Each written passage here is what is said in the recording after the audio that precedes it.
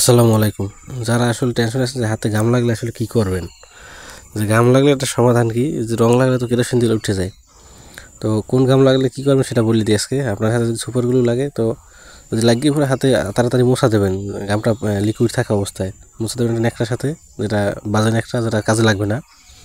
তো ঘামটা যা পারে ন্যাকড়া আর হাতে যা থাকে সেটা শুকিয়ে দেবেন। শুকানোর পরে ভিজাবেন, ভিজানোর পরে আস্তে আস্তে টেনে উঠাবেন। আর যদি আইকে লাগে আমার মতো, যে আমার হাতে কিন্তু আইকে লাগানো, এটা শুকাইতে দেবেন।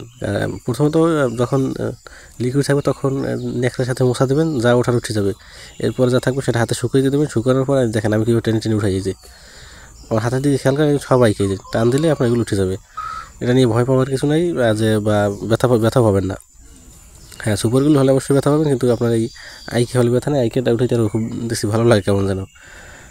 আইকেটা টান দিলে এভাবে উঠে যায়, যে দেখেন মানে চামড়ার মতো মনে হয় যে উপর থেকে একটা চামড়া উঠে যাইতেছে, ঠিক সেইভাবে আইকে লাগলে এইভাবে উঠে যায়। তো এইভাবে উঠানোর পর হাত ধুয়ে ফেলবেন, দেখবেন যে আপনার আইকে উঠে গেছে। এই যে দেখেন কীভাবে আইকেগুলো উঠেছে। এই যে এর থেকে সহজ উপায় মনে হয় যে আর হবে না আর কি। এই যে টান দিলে আপনার আইকেটা উঠে যায়। এই যে